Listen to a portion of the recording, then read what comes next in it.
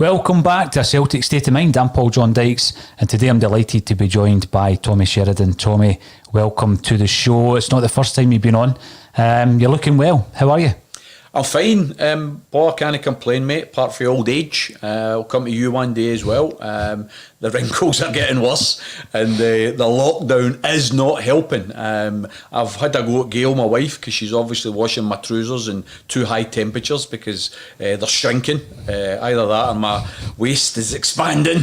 One of the two. But no, it's fine, pal. Listen, you've got to be absolutely thankful for some of the small mercies. I've got my health, I've got my family, I've got my loved ones, and of course we've got a lot of tension and unease now with the team that we love, Glasgow Celtic. I'm one of those that is critical of what I think is panicking and what I think is disrespectful projection of views. I can understand why people are angry and upset, and because we all are. We want Celtic to win. When Celtic don't win, we're in a bad mood for hours on a Saturday night or a Sunday afternoon, whatever the game's played. Of course we are. It doesn't make us any better fans, the fact that we go on to Facebook or Twitter and immediately post get Lenny sacked or Lennon out and be disrespectful to somebody that's a legend and has given so much of his life to Glasgow Celtic. I feel as though the attacks are over the top, Paul.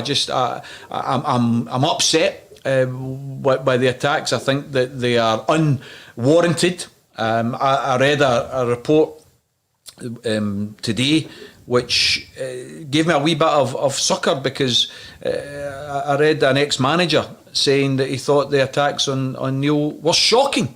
Shocking. And of course that man was Martin O'Neill. Legend, Martin O'Neill. When somebody like that is weighing in, calling those attacks shocking, then I feel a wee bit boosted by that, because sometimes the negativity can drown out the positivity. You don't need to have a football brain any longer to have an opinion. All you need is a mobile phone, and you go on and you spout negativity. You sometimes spout it when you're angry, which is the worst time to do it. You should always pause before you before you press the send button. Pause before you do it, because when you say something in anger, sometimes it takes a wee while to take it back. But I read there was a poll the other day, some poll, I think it was about 200 or 300 people took part.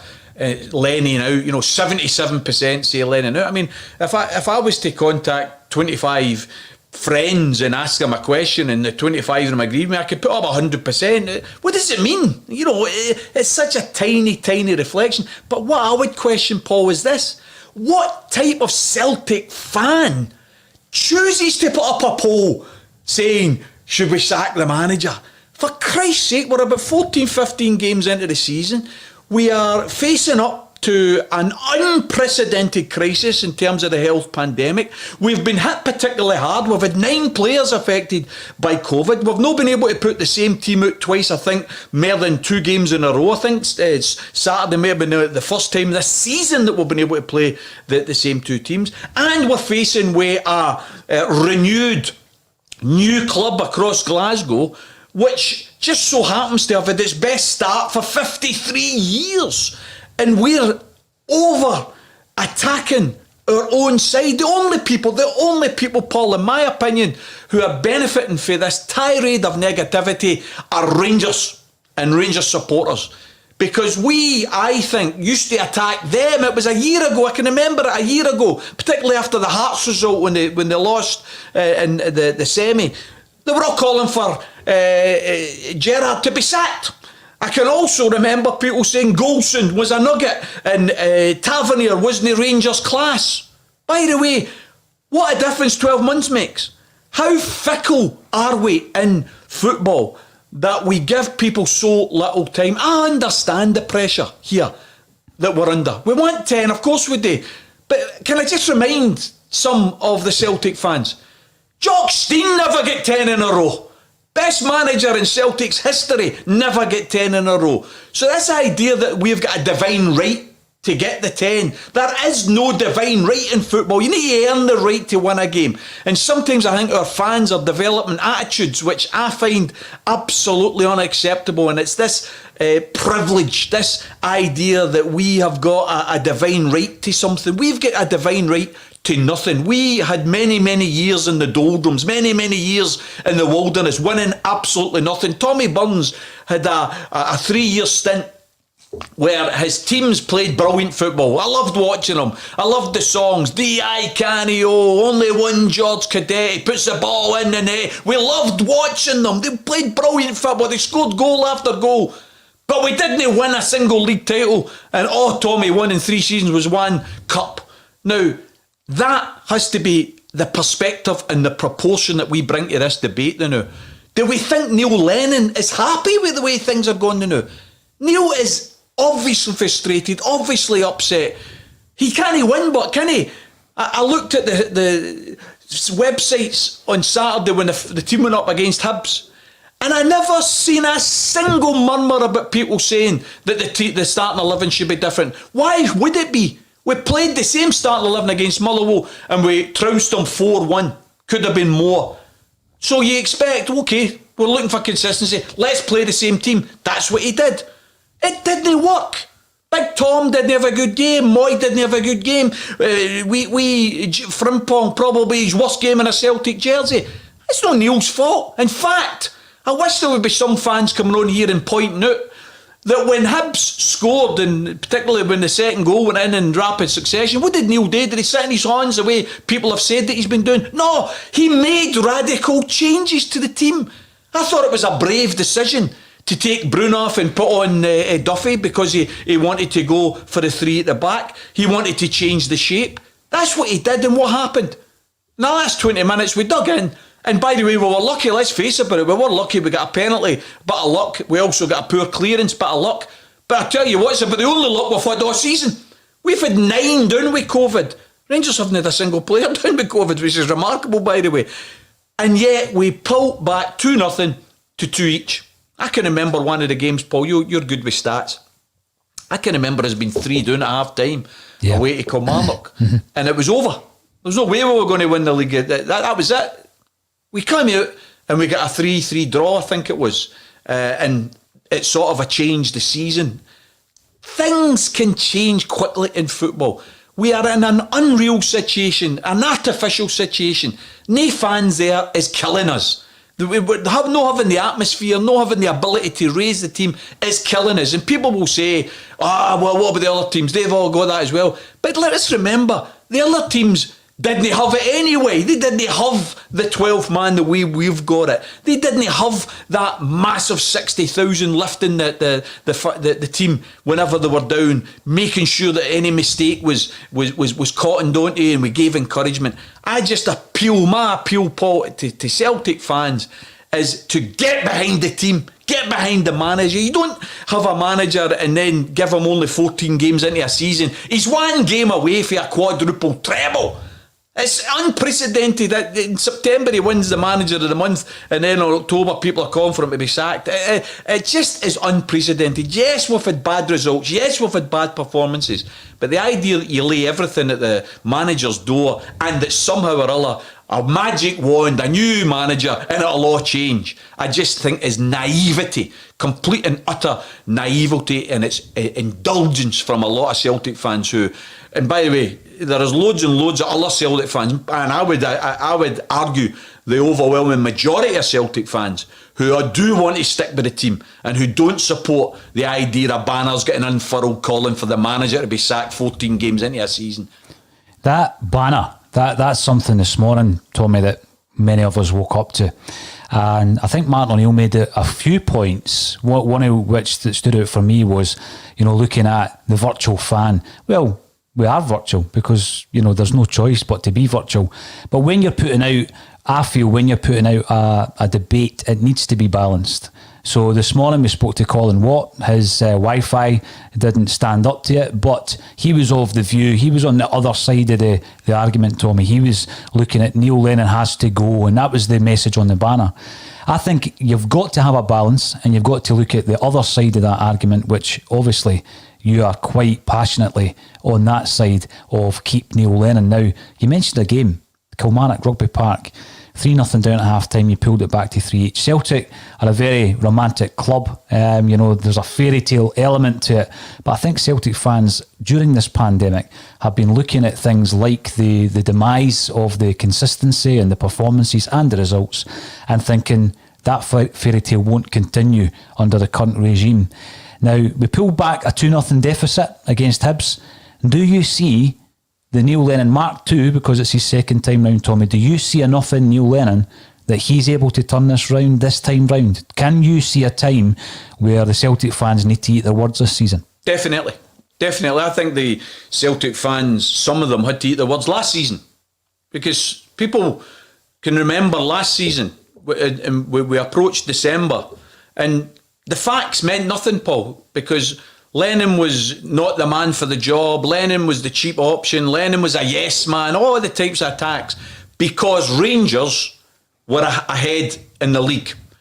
Now, the truth was, of course, Celtic had a better performance at that time last season than they'd had for 7 previous seasons. The problem was it was Rangers had been doing so well. And people didn't see that. They were calling for Lennon to be sacked. I remember doing a video calling for us to stick beside Lennon and saying to fans to remember the song Faithful Through and Through. And I got slated for the video. But you know what happened? We come back in January, and not only did Celtic pick up, and I think what was important was the combination between Griff and Edward, which was stunning. I remember going to the Fir Park game. I think it was 5-0 or something we won that night. Edward was unplayable. Griff was incredible. We were just untouchable. And we went on a winning run. Also, throw into the mix the fact that Rangers collapsed. They had their own internal problems. And I can remember at that time, Paul, people calling for Gerrard to be sacked. People saying that Golson was a donkey. People saying that Tavernier wasn't good enough. Now, of course, you see Rangers having the best start to their season for 53 years. These things happen in football. There is no divine right when you go into a part that you win a game. You need to earn the right to win a game. Has Neil Lennon got it in him to turn this round? Absolutely, 100%. He's been a winner all his life. He was a winner as a player, and he'll be a winner as a manager. His win success now, I don't know if people are aware of this, he gets 75% win rate now, which is better. 70% was his win rate in his first time in charge. This is a guy who answered a call in February of 19 when we were in trouble. We'd been abandoned in the middle of a season. We were in a bit of turmoil. We'd left the Champions League. I mean, people often, it's rose-tinted spectacles sometimes, Paul, because people look back fondly, quite rightly, on Brendan's era and the invincible season. But they forget, Brendan never faced a strong Rangers team. He never faced a strong Rangers team. The days of Andy Halliday running out and us all singing Andy Halliday's name at Parkhead, that's not going to happen again. And yet, we've got a situation where Neil answers the call, comes in and picks up the baton, and by the way, does something that Brendan Rodgers had never done, go to Easter Road and win a game. Because remember, we had a critical semi-final to win, and we did it. We steadied the ship. We won the cup, we won the league, and Neil is now a game away from a quadruple treble. Never been done. Record breaking. And people are calling for him to be sacked. I just find it disrespectful, Paul. I really do. People are entitled to their opinions. Either they don't like Neil, they don't think he's up for the job. I mean, some of it's so contradictory because some of the attacks on Neil as the manager used to be around the lines of, look at the stadium, jumping up and down in the dugout and losing his temper. He's no got the temperament to be a manager. Now you read the criticisms and it's, look at him, he's no shouting enough, he's no jumping up and doing enough. I mean, you can't win. You simply can't win with some of the fans. And it's for that point of view, obviously, you invite me back on, mate, I'll come and take my medicine if I'm wrong. I promise you, I'll come and take my medicine if I'm wrong, and I'll accept I was wrong. But here's what I'm saying. I'm saying we stick with Neil Lennon. We give him the chance to see it out. If he fails, and we all fail together. If you can't support the team when you're not doing well, then don't bother supporting the team when you're doing well. Because support isn't about winning everything. Support is about winning when you're losing, you're drawing, and you're lifting trophies. And I would appeal to fans to remember that you don't just support them when they're winning, you support them when they're down as well. And by the way, your support is more important when they're down. Because it's easy. It's easy when you're winning. Everybody wants to be your pal when you're winning. But it just is in life, Paul. We all know this in our lives. When you're going through a wee tough patch, your real pals are the ones that are still there. The phony pals are the ones that are buggered off and don't answer their phones any longer. Where are the real fans that are going to say, we're with Neil Lennon. He's been in the trenches for us. We're going to be in the trenches with him. Tommy, you know, Neil Lennon himself, he's an individual who, I think when the Celtic fans give an opinion, and it's very emotional at the moment, as you've said, it's very emotional, and it's difficult when you're not at the games because it's hard to actually put that across. And people do go for their phones and they do vent, and once it's out there, and then there's a bit of a frenzy often. But I think the influence of the Green Brigade is something that we're all aware of. I think the positive influence that they've had in terms of the atmosphere at Celtic Park has been absolutely astronomical. The charity work they've done has been tremendous. But one thing that happens, Tommy, if they unfurl any type of banner, that banner is influential. I remember thinking back to the banner about Boyata, about the board being asleep at the wheel, about Rod Stewart not being welcome back at Celtic Park. So agree or disagree, whenever they make a statement, it's influential. They've made a big statement this morning. Do you think that has any influence over the Celtic board? Do they look at the Green Brigade statement and think that's a wider statement amongst the Celtic fan base? And also, what I'd also like to ask you, how's Neil Lennon feeling when he sees that? Paul, I've got to say, the Green Brigade, for me, has been a source of pride in many occasions. The fact that we've been willing to make statements in support of Palestine, the fact that we've been willing to make statements, you mentioned Rod Stewart there, and it's a statement that wasn't universally popular because Rod's seen as a big Celtic fan. I used to love his music, but the fact that he became a sir and accepted the bowing before the Queen is something that I find it difficult to cope with as a big Celtic fan. But not everybody is like me. I'm a political animal. Not everybody's political animals. Not everybody knows what's going on in wider society. And some people still say that the Celtic fans shouldn't be political. It's a football club. I think the fact that there are unionists on the board of Glasgow Celtic, very prominent, very rich unionists, I find that incredible because I think the opportunity to break the British state is something that everybody should embrace. If you're a Celtic-minded, you know, you did the very show that we're on here, Celtic-minded, what does it mean? Surely it means that we should do away with imperial exploitation and imperialism and get Britain out of Ireland and get Scotland to stand up on its own 2 feet as the independent nation that it is. So I can understand that some people don't think that the Green Brigade should be making statements, but I do have to say this. You know, the Green Brigade are leaders in terms of being fans, and they're entitled to their opinions, but I don't always agree with them. I don't always agree with their statements. I think their charity work is brilliant, but so is the charity work of a lot of other Celtic supporters and supporters clubs up and down the country. So we kind of get hung up on this idea that a statement from a group of supporters numbering maybe a few hundred, few thousand is going to speak for millions. I think my absolute response to that banner is it's an own goal, because the people who will love that banner more than anything are I was going to say something I probably shouldn't say because you get you into trouble, the team across the other south side of Glasgow. They're the ones who are going to be absolutely loving that banner.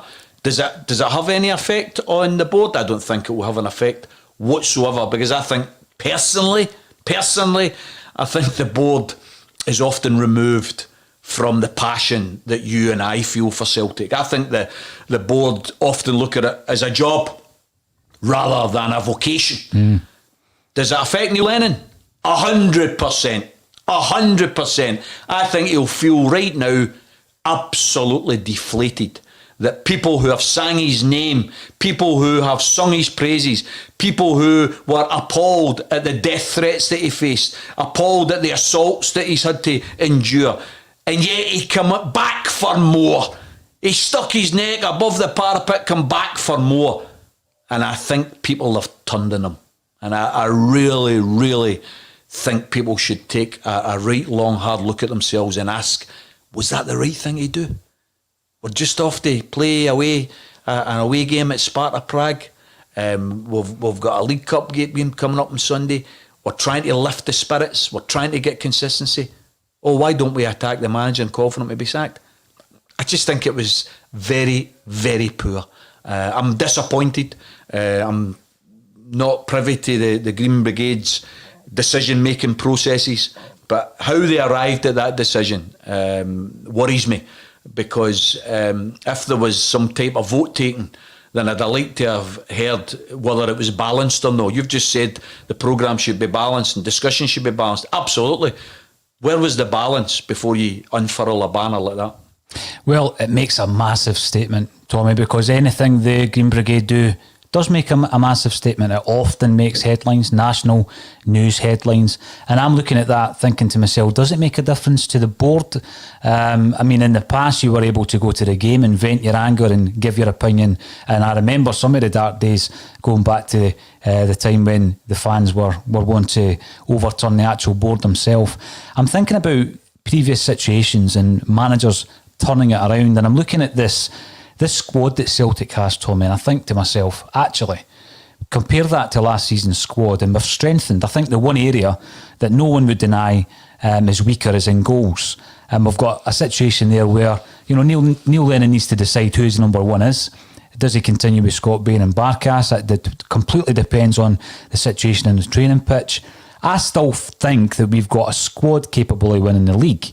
So if indeed everything's okay, because there's been a bit of a charm offensive from Celtic, and we've read some of the interviews with the likes of Martin O'Neill, a man who has my deepest respect, and everything as is everything's fine. I mean, Cal McGregor comes out and says, you know, there's a good morale in the training, there's a good morale in the dressing room, and Neil Lennon's happy with his team in training. But then every time there's a poor result, Lenny comes out and against Ferencvaros and against Sparta Prague last time round, and he criticises the players. Now, is this going to motivate his players, or do some of the players think, well, you know what, Lenny, that's it, I'm not going to play for you? Because we know about player power, Tommy. I disagree with you, Paul, because you've just given an example which doesn't hold up to scrutiny. Because after the Ferencvaros game, Lennon never attacked the players. In fact, he came out and said that it was a very good performance that they were unlucky with. And what's the facts of it? 21 attempts on goal, 12 of them on target, a disallowed goal that was a good goal, personal mistakes for somebody that you didn't expect, Big El Hamed, usually reliable, the big keeper. I mean, some people talk about the second Ferencvaros goal. I talk about the first one. You know, it was a shot. It was a good shot, but it was a shot for distance, and the big man, to me, was at fault for that. I think we dominated that game. I think in any other game, any other day, playing that way, you would be winning by 3 or 4 clear goals. And Lenny came out after that game, and I think he defended the players. Now, fast forward to the Rangers game. Fast forward to the Sparta Prague game. I think he had to mention the players, because quite frankly, the players deserve to be put in the spotlight, Paul. You know, everybody's attacking Neil. What about some of the consistency of the players here? I mean, we've got guys that are paid top dollar. They're playing for the top team in Scotland. And by the way, see all these comparisons. I hear people talking about, it's as bad as the sack the board days, and we should have a same type of movement. I find I talk about this word perspective. I find it incredible We're talking about a team that has gone for 10 in a row. We're talking about a team that's a game away for a quadruple treble. Don't dare compare that to the barren days when we were getting bugger all and we needed to get rid of our board because it wasn't willing to invest in the club. It's totally and utterly incomparable. And anybody that makes that comparison simply isn't looking at the facts and looking at the statistics. We're in a much better position now than we were then. And this idea that we're entitled to win titles, it's just rubbish. It's just rubbish. We went through that first 9 in a row, Paul. I had the privilege to go and see us winning 7, 8 and 9 as a young kid. I was at the games. But we never won the 10. Unfortunately, we didn't win the 10. You know, well, there is no entitlement to it. So I think there is a need just to say for a moment, well, wait a minute, if Neil isn't pointing out some of the faults in the players, what can he say to these after-match interviews? You cannot stand back and look at two guys with their hands in their hips at a penalty. Come on, Paul, you and I play football. What happens when the opposing team takes a penalty? You all line up in the box and you get ready to go in to help out your keeper because you hope he's going to save it. What was we Jeremy and bloody Beaton? I mean, Jeremy's a young player, maybe let him off for a minute. But Big Beaton is an experienced internationalist, standing with his hands in his hips when they take a penalty. And brilliant Scott Bain, what a save, what a save. And it gets thrown back in his face by the fact that nobody's followed in to stop Murphy scoring. I mean, is Lennon to blame for that? Is that what we're saying? It's Lennon's fault that Celtic players didn't do the basics. I mean, look at the header. For goodness sakes, we've got an internationalist in Ryan. We've got young Frimpong. None of the two of them go for the ball. I mean, Jamie Murphy, for God's sake, winning the ball. You and me would beat him in the air. Right? There's no doubt about that. And that's saying something. And yet, he wins a ball and Big Beaton doesn't even follow the man. Basic errors. You mentioned there something, Tommy, that I was screaming at the TV screen at that penalty kick, because that is stuff of under 13 football. You follow the ball in, of course you do, and they've left Scott Bain with no chance with a follow-up. Do you feel that, and this was a point Martin O'Neill made because he used the Bolingoli situation, do you feel that some of the players have undermined Neil Lennon this season? I think there's been certain situations which haven't helped. I think the Bolingoli situation didn't help, because whatever happens there, Neil's going to lose, because he, I think, was right to take a firm stance. I think what Bolingoli did was a disgrace. I think it was so selfish, so insulting to the fans. I think it was a disgrace. Lennon, if he forgives that, would get slated by a lot of people who are not even football fans, but who are suffering under COVID restrictions and feel it's a disgrace that a football player isn't following those restrictions. And the same token, people like me were calling for him to act and show that players couldn't get away with such brazen ignorance of the rules that everybody else was getting asked to stick by. But in doing that action, there is no doubt in my mind that some of the players will have thought, oh, wait a minute, you should have stuck with the player. And I think there's been a bit of discontent behind the scenes about that. I wasn't Neil Lennon's fault. I was Bolingoli's fault. And when you think about it, we started off the season with a quite comfortable 5-1 victory, Paul, just as we started off last season with a comfortable 7-0 victory, which was phenomenal. And then these problems kicked in. And I don't think have quite recovered. We've had the Bolingoli situation. We've had the injuries to top players. We've had players going off the boil. These things happen. But you know what? We've had probably, and statistically speaking, I think if you look at the season after the Invincibles, Brendan lost 4 games. Mm-hmm. Brendan lost it. We were in a worse position, points-wise, with Brendan's second season, than we are now. But the difference is Rangers have won other games. That's why it looks so bad. But despite all of the problems, we are 11 points behind, 2 games in hand. We win the 2 games in hand, we go 5 points behind. We go to Ibrox in January and we win. We did the last time. Neil took us there and had a brilliant 2-0 victory. We go there and win. All of a sudden the gap's down to 2, Paul. And that's assuming that we win all our games, and it's also assuming that Rangers win all their games. And by the way, it is almost freakish that a team goes through a season without having a wee wobble. Rangers haven't had their wobble yet, but they'll come. They'll have an injury. They'll have a COVID. They'll have something.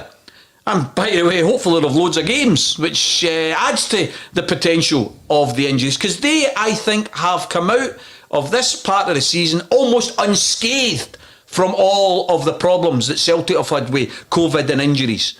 But I'll tell you what else, and here's something that I hate doing, is giving credit where it's due. I think their recruitment policy's been better than ours, Paul. And that's hard to say. But I've got to reflect on the players that they have brought in and ask myself, have they strengthened that team? Have they added some guile? Have they added some energy? Have they added some athleticism? And the answer to all those questions is yes. I think they've had good recruitment. I've got to say, I don't think we can say the same at Celtic. I don't think that's Neil Lennon's fault. Neil Lennon's inherited a recruitment team, and quite frankly, somebody's got to start standing up in there and saying, hey, we're going to have to up our game, because our recruitment has not been good enough. Bolingoli should never have been signed for Celtic, never mind hunted for breaking rules. You've got to say your Kubasis, £3.5 million, for God's sake. I would also say the money that we've paid so far for Paddy, I hope Kamala comes onto a game. I think he seems a nice enough guy, but £3.5 million, come on. This is recruitment which is not good enough, in my opinion. And we've got to say that that's not always at his door, at Neil Lennon's door. I've also got to say, and I wish some other people within Celtic would be willing to take some responsibility. Our biggest problem all season has been defending. Who is the defensive coach? What defensive coaching are we actually doing? Because quite frankly, that is an area that Celtic for the last few seasons has been solid with. Unfortunately, not so solid this first 15 or so games. Something that needs to be addressed and sorted out. But the $1 million question, Paul, is can Neil Lennon sort out? And my answer to that is yes. And I think the fans should give him the respect that he deserves and should give him the extra time that he deserves. Not just because, and there's two reasons. First and foremost, there's my reason. And that's because he deserves it, and I think he's got the ability to turn it around. I've got confidence in him. But see if you don't have confidence in him. See if there's somebody who's listening to this show and you think, I've no confidence in him, he's not the man for the job. Well, fine. But the idea that changing jockey right now is going to turn things around, is going to wave a magic wand, is pish. It's absolute pish. Because you would be relying on that new manager getting a different response for all of the players. And by the way, what does a new manager do when he comes in? First couple of games, there's usually players that aren't getting a game or players that are worried about position. They'll try a wee bit harder. But you know what else happens? Players that haven't been getting a game, they think they've got a better chance. So it usually causes a wee bit of sniping in dressing rooms as well. There's usually a bit of fallout. Brendan had that. Unfortunately, he didn't have the same challenges that Neil's now got, and he was able to cope with that. So from the idea that a new manager suddenly is going to change things, I think is just absolute garbage from people who quite frankly don't know the game if they think that a new manager coming in right now is automatically going to change things. And see if it's not automatically going to change things, Paul. I would rather stick with Neil. And fight to the death. Never give up, never give in. That's what you are as a Celtic man, as a Celtic fan. You never give in till it's unwinnable. I'd rather do that and go down fighting than make a change the now, embarrass ourselves, turn in one of our own and still no win. And that's what I think would happen. You mentioned his transfers. I spoke earlier, I said that I believe the squad was getting stronger other than the goalkeeper situation, Tommy, which I don't think anyone foreseen a situation where we break our record for a goalkeeper and the guy doesn't even play now. He's the second choice at the minute. At the time of the transfer window, Charlie Nicholas came out and said that Celtic have done it on the cheap. And he was lambasted for that at the time. He was lambasted for saying it. And on our podcast, I spoke through the transfer dealings. I looked at the EPL players we were bringing in on big wages, and I was pretty happy with it. We then, supplemented that by bringing in Laxalt, which I think's been the signing of the summer for Celtic so far. Do you think the issue around recruitment, and you've mentioned some of the players there who, there's question marks around how much the manager has in terms of an influence on players like Klimala coming in, or Soro, or if these were legacy signings that had already been identified. Has he been backed enough by the board? And if he needs to go back in January for more funds, if he's still in charge of the team, Tommy, do you think the board are able to back him further? First of all, I think there's a lot of things, Paul, that simply can't be said publicly. And these are stories that will come out in the future. But there are certain contractual obligations which are in place in relation to signing policy and legacy signings and who you inherit. And it's not always the case that players coming in, even though you're the manager, are players that you signed. Because signings often are many months in the making and could have been okayed before you pick up the reins. So I know that Neil Lennon's taken a bit of criticism for signings that he's not even responsible for, and that's just something that I'm sure will come out in the future.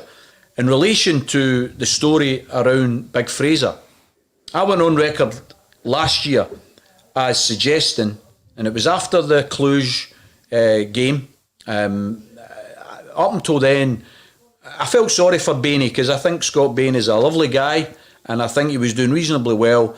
But if you remember last year's Cluj game, he caused at least 2 goals. One that he threw the ball away for a corner, one that he done a save for a shot and parried the ball right out to the forward. Obviously we then had Bruni uncharacteristically causing a penalty in the box with his horn, which was silly as well. And that night, I think Lennon realised that he needed a new keeper and he needed to bring back Forster. For me, he was the most significant signing of the season. He take away even Edouard and his performances and any other outfield player. Fraser Forster, I think, won us the league. He certainly won us the League Cup, no doubt about that. And that was a huge signing. Now, I want to know what happened this pre-season, why that deal wasn't done. He was the most important player, in my opinion, last season. Why was he no between the sticks this season? And I think you can trace an awful lot of the results so far. Paul, would Big Fraser have lost the goals against Ferencváros? Absolutely not. Would they have lost that first goal against Rangers? Absolutely not. I think Big Fraser being in goals, we would have been in a better position as a club. So I want to know, and whether we'll find this out or no, I want to know, what are the details? What stopped Fraser Forster becoming a Celtic player again? Because I think that's been a significant problem. I didn't know anything about Barkas. I don't know if you did. You read all the reports. We all did that. And we thought we were getting a Greek international that was apparently good with the ball at his feet and was very dominant, was a great shot stopper, all of the things that we read. I'm sorry. Maybe it takes a while to bed in and all the rest of it. But I wonder if we've still got the receipt and whether there's a cashback option, because we've not got what we thought we were buying. And the big guy's probably a decent guy, and it's easy for you and me to sit in chairs and pontificate about playing for Celtic and the pressure and all the rest of it. But do you know what? He's not even been playing with fans. I think there's, of all of the positions on the park that probably having the fans no in there is an advantage, it's probably the goalkeeper, because it's the one where you would probably not feel it is under as much pressure. But he's just not came up to the mark. Now, Bainey's come in. I think the guy's done well. Is he Celtic's number one keeper? Right now, I think the answer to that is yes. I've got. I think it would be dead unfair for Neil to replace Bainey the new. I'd play him, but January. You mentioned January. Does Neil need backing? Will Neil get backing? I'm going to put my neck on the chopping board and I'm going to say yes to both. I think he will get backing in January. I think he needs backing in January. I think we'll definitely go back for Big Fraser. I mean, is Fraser happy warming the bench? Is he really happy warming the bench? Surely not. Surely not. If he's got ambition at all and a deal can be done, I think it should be done. I've got to say this, I think we've been crying out, Paul, for a target man type of forward. If you look at all of the forwards that we've got in the books, you look at Griff, you look at Edward, you look at Ayeti, you look at Kamala, none of them give a centre half water in the brain when the corner comes in or when a cross comes in. I think we need a Hartson, a Sutton, somebody who you're saying to yourself, he's going to get on the end of that cross. Because he's good in the air, he's strong in the air. And I would have liked to have seen, I know people, there was talk about your man, the Hibs boy, the ex-Hibs boy, Fletcher. Yeah. Right? And people, he's not up to it and all the rest of it. Do you know what I think he'd have done as a job? I think bringing somebody like Fletcher on with 25 minutes to go and putting some crosses into the box, I think he'd have gone the end of them. I'd like to see us buy a right bustling, burly centre forward that would allow you in certain games to go back to front and try and play off them. I also think that we have to address what is our best system. And by the way, systems mean absolutely hee-haw if the players don't play well, right? Let's accept that. People talk about, we played the Rang system against Rangers at Parkhead.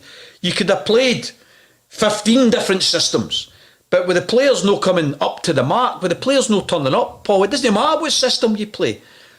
But I think Edward is not an out-and-out top man in terms of up front.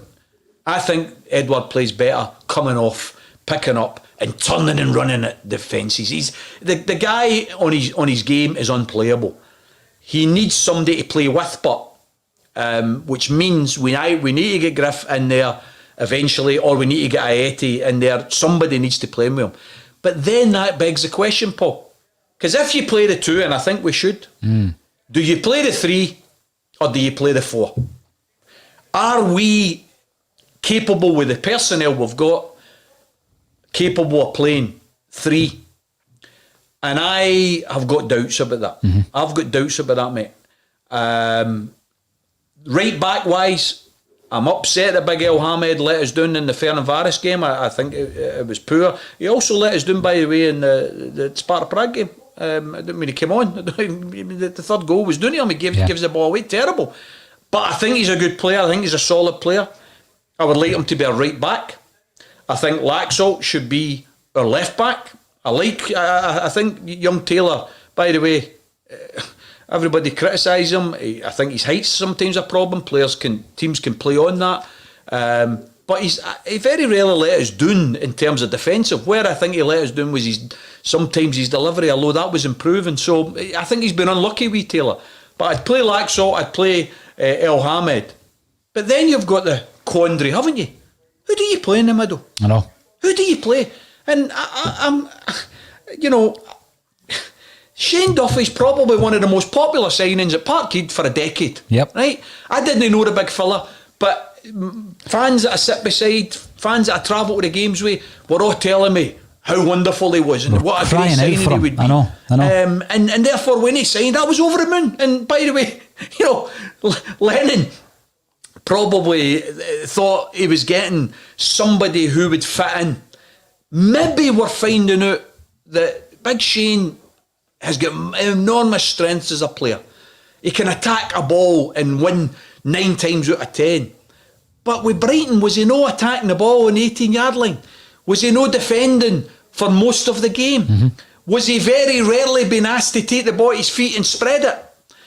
I think we've signed a player who's got certain traits that aren't particularly needed at Parkhead right now, because Celtic invariably get a lot of the ball. Celtic defend from the halfway line. So when you've got a defender who's not comfortable turning, then obviously that's a handicap. And therefore, I'm going to say, not everybody's a big fan of Ayer. I love Ayer. I think Ayer's our best defender. I think Ayer brings something to the Celtic team that nobody else brings. I think his turn of pace is phenomenal. I think his passing range is phenomenal. And I think I love how he loves winning tackles, Paul. He's like, where I used to be at football. I wasn't a goal scorer, but I love winning tackles. Big Ayer loves winning tackles. He loves defending. And therefore, I would have Ayer there. And Julian on his game as a player. Yes, he's definitely. a player. Yep. Obviously, we've not always got the best out of him, but that would be my back four, Paul. Then the question is, because you know where it's coming here, because you get fans all over and we've all got our own opinions. But who's your four? Who's your four in front? First of all, who's your two? I know. Right? I mean, personally, I think the criticisms of Bruni are over the top. I think he is a leader on the park. I think he's the boss in the park. Yet, does he have the same legs as he's had maybe 3 or 4 seasons ago? No, of course not. Everybody gets older. But I think on his day, he is a phenomenal midfielder. Phenomenal. I think he's a fantastic captain of Celtic. Am I ready to ditch him? No, I'm not ready to ditch him. I think he should play. I think he should play alongside Callum in the middle. My question then is, who's my two wide men? I don't think you can leave Christie out the team. Because how can you leave Christie out the team? I mean, the guy is phenomenal energy, phenomenal engine. He's great outside the box as well. He's one of the few guys that scores regularly outside the box. But then, of course, does that mean we're going to leave Frimpong out? Does it mean we leave Forrest out when he gets fit again? Should we think about the left-hand side? Should we think instead of Christie coming off the right, why does he not come off the left? Does that mean we leave out Moy? Elyounoussi? Who's capable. Who's very capable in his game. Yep. But he reminds me of Ryan Kent last year. I used to speak to my Rangers supporting mates who would tell me I couldn't understand the amount of criticism of Ryan Kent. And my Rangers supporting mates would say, Ryan Kent is a 9 1 week and a 5 for 3 weeks in a row. I'm afraid Moy is not consistent enough for me. Big players come right at big times and big moments. Against Rangers, Moy had a chance that you and me would have maybe we would have hit the target, might not score, you might have, but you and me have would have hit the target. For goodness sake, 1-0, it would have been 1 each. The game changes, the complexion of the game changes. I don't think he's consistent enough. I think the guy is bursting with talent, absolutely bursting with talent. But is he giving us it every week? Unfortunately, no. Because here's the point. Can you afford to play with Rogic and Elyounoussi in the same starting 11? Now, it's worked a couple of times there. We beat Aberdeen, we beat Motherwell. Didn't it work on Saturday there? Rogic he's phenomenal in his game. I think the guy's fitness has improved as well. That run that he made against Motherwell, it would have been a goal of the season if Ryan had finished it off. Absolute goal of the season, right? But is he willing or is he able to give us it every game, week in, week out? So when you're trying to think of, well, we know what our 4 at the back is and we know what our 2 at the front is. I think all Celtic fans have got a more or less an acceptance of that. Where we've got disagreement is who's a 4 in the middle. Because Encham, on his day, can do things that no other midfielder can do. But I'm afraid the number of times he's on his day is no good enough. So if you play Brown and McGregor, I think McGregor's got to be in the team. The problem is, who's the other 2 out of Elyounoussi, Rogic, Christie, Encham? You can only play 2 of them. Who is it you pick?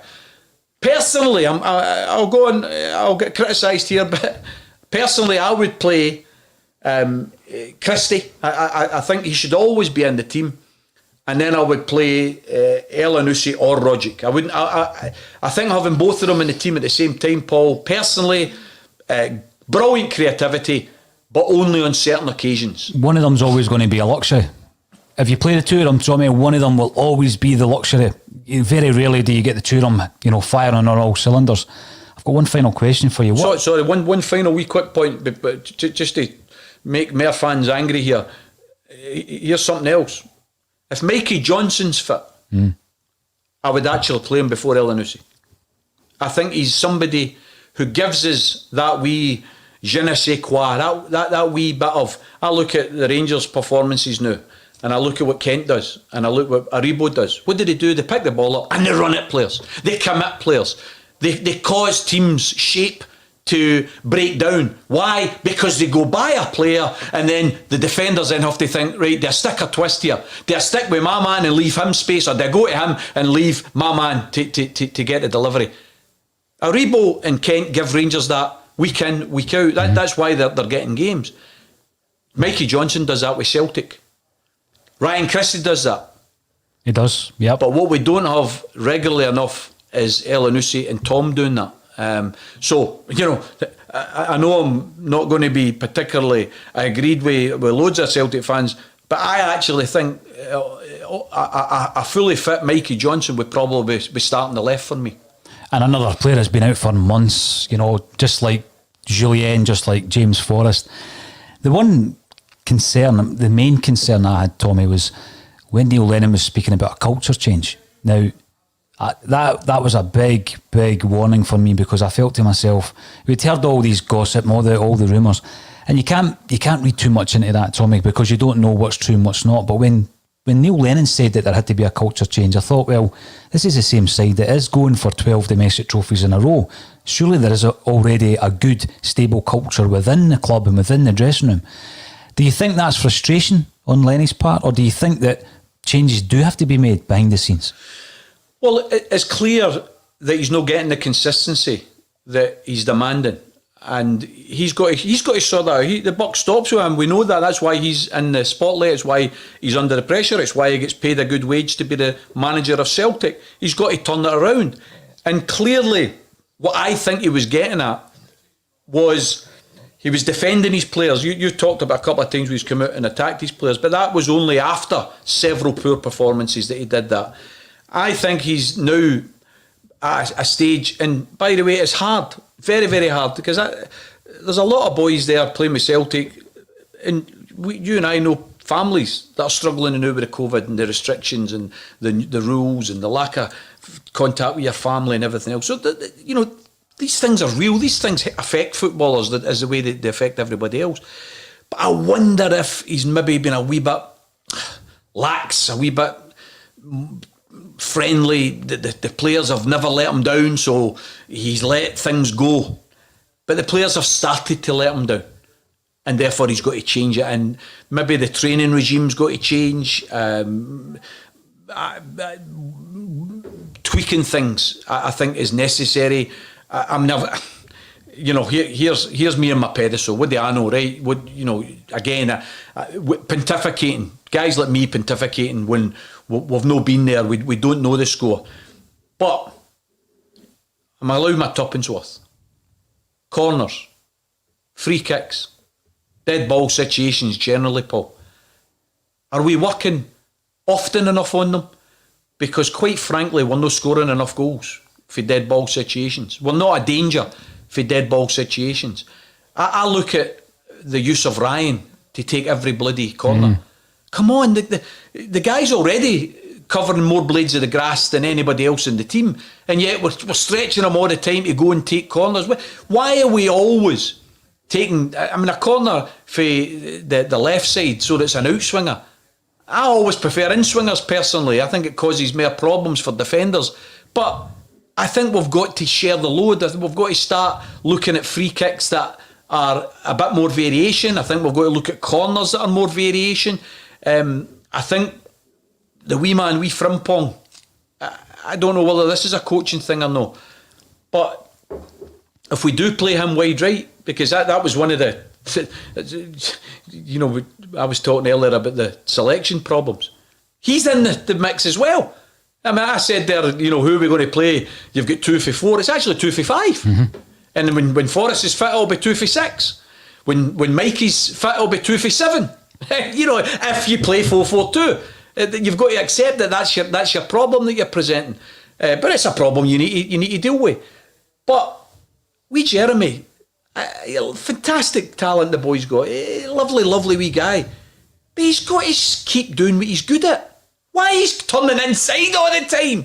The guy's got phenomenal pace. I don't care if he gets beat by trying to go the outside. I'd rather Jeremy get beat 4 times out of 5 than come inside. I don't want Jeremy Frimpong coming inside, because any right back in the world can come inside. What Jeremy Frimpong's got is the other right backs or right wing halves don't have, and that is phenomenal pace. Go and use your pace.